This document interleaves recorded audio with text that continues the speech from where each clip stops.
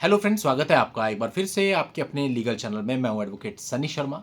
दोस्तों, हर रोज इस चैनल पर हम लोग अलग अलग चीज, अलग अलग टॉपिक और मैक्सिमम प्रैक्टिकल चीजें डिस्कस करते रहते हैं। अब मेंटेनेंस का मामला सबसे घातक माना जाता है पति के लिए, और वास्तव में होता भी है, क्योंकि यही एक ऐसा मामला होता है जिससे ये निर्धारित होता है कि आपका सेटलमेंट कितने टाइम में होगा, होगा भी या नहीं होगा, और आपको क्या भूमिका बनानी चाहिए आगे के लिए। अब मेंटेनेंस का मामला ऐसा भी है कि कोई भी वैवाहिक विवाद हो, 99% ये मामला आएगा ही आएगा। और अधिकतर केसेज में मल्टीपल केसेज आते हैं। 144 बीएनएसएस में भी मेंटेनेंस मांगा जाता है, डीवी एक्ट में भी मेंटेनेंस मांगा जाता है, और कई बार तो सेक्शन 24 एचएमए लगा के उसमें भी मेंटेनेंस मांगा जाता है। अब आज जिस टेक्निकल बिंदु पर हम बात करने वाले हैं वो ये है कि अगर 144 बीएनएसएस और डीवी एक्ट दोनों एक साथ लगे हुए हैं, आपको पता होगा जो 144 बीएनएसएस है वो तो चलता है फैमिली कोर्ट में, और जो आपका डीवी एक्ट होता है वो चलता है मैजिस्ट्रेट कोर्ट में, यानी दोनों अलग अलग कोर्ट में चलते हैं और दोनों में ही मेंटेनेंस की मांग की जाती है। आज हम एक बिंदु पर विचार करेंगे कि इन दोनों में से मेंटेनेंस अगर पहले डीवी एक्ट में लग जाए तो उससे क्या होगा, आपको क्या फायदे मिल सकते हैं। क्योंकि अगर आपको यह पता हो कि मुझे किससे क्या फायदे क्या नुकसान मिलेंगे, तो आप वैसा करने की कोशिश कर सकते हो। एक वीडियो मैंने पहले बनाया था जहां मैंने आपको बताया था कि 144 बीएनएसएस में यदि आपका पहले मेंटेनेंस बन जाता है तो उससे आपको क्या फायदे मिलते हैं। आज का वीडियो दूसरे पर्सपेक्टिव से है कि यदि डीवी एक्ट में किसी का पहले मेंटेनेंस बन जाता है तो उसके क्या फायदे मिलेंगे। देखो, आप सब लोग जानते होंगे कि डीवी एक्ट में आपकी पत्नी जब पिटीशन फाइल करती है तो उसमें वो सिर्फ एक रिलीफ नहीं मांगती, बल्कि मल्टीपल रिलीफ मांगती है। उसमें वो संरक्षण आदेश भी मांगती है, उसमें वो निवास अधिकार भी मांगती है, उसमें वो अंतरिम भरण पोषण भी मांगती है, उसमें वो इसके अलावा भी मॉनेटरी रिलीफ मांगती है, कंपनसेशन भी मांगती है। लेकिन सेक्शन 23 की जो एप्लीकेशन होती है डीवी एक्ट में, उसके अंतर्गत अधिकतर आपने देखा होगा केवल इंटरिम मेंटेनेंस और निवास अधिकार मांगा जाता है।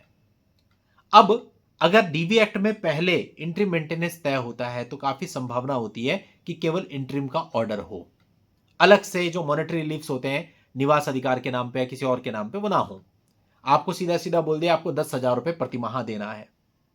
अब इसके बाद आप 144 बीएनएसएस में जाते हो, वहां मेंटेनेंस लगने लगता है, इसी ऑर्डर की कॉपी आप लगाते हो कि साहब डीवी एक्ट में ऑलरेडी मैं 10,000 रुपए पे कर रहा हूं, तो पॉसिबिलिटी होती है कि 144 बीएनएसएस में आपका वो नहीं बांधेंगे अगर आपकी इनकम उसी दायरे में आती है कि आप एक जगह ऑलरेडी पे कर रहे हो तो दूसरी जगह आप नहीं देंगे।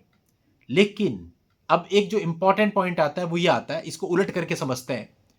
अगर 144 बीएनएसएस में आपका पहले मेंटेनेंस हो जाता, उसके ऑर्डर की सर्टिफाइड कॉपी आप निकाल लेते, और अब समय आता सेक्शन 23 डीवी एक्ट में मेंटेनेंस का, उस कॉपी को आप वहां फाइल करते कि साहब मेरा तो ऑलरेडी 144 में मेंटेनेंस बंधा हुआ है। अब डीवी एक्ट में क्या होता है, वो ये कहते हैं हाँ भाई मेंटेनेंस तो पहले से दे रहे हैं तो मेंटेनेंस तो नहीं लगाएंगे, लेकिन निवास अधिकार के नाम पे उतने ही पैसे लगा दिए जाते हैं कि चलो आप एक काम करो, 8,000 या 10,000 रुपए निवास अधिकार के दो। यानी अब 10,000 रुपए तो आपके हो गए जो आप 144 में ऑलरेडी पे कर रहे थे, 10,000 रुपए आपके हो गए निवास अधिकार के, तो टोटल हो गए आपके 20,000 रुपए पर मंथ जो आपको कंप्लीट देने पड़ेंगे। अब शायद आप मेरा पॉइंट समझे होंगे काफी हद तक। डीवी एक्ट में अगर आपका पहले मेंटेनेंस हो जाएगा तो वो अधिकतर एक अमाउंट होती है, 10,000 हो सकती है, 8,000 हो सकती है।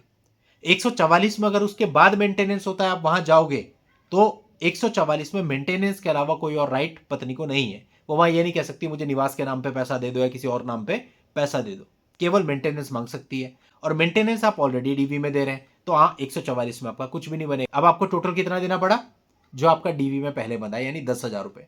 लेकिन यदि पहले मेंटेनेंस 144 में हुआ 10,000 रुपए, और फिर डीवी में आए 10,000 रुपए निवास अधिकार के नाम पे लग गए, तो अब कितना देना पड़ रहा है, 20,000 रुपए। फर्क पड़ गया आपका डबल का। ये अधिकतर मामलों में देखा जाता है।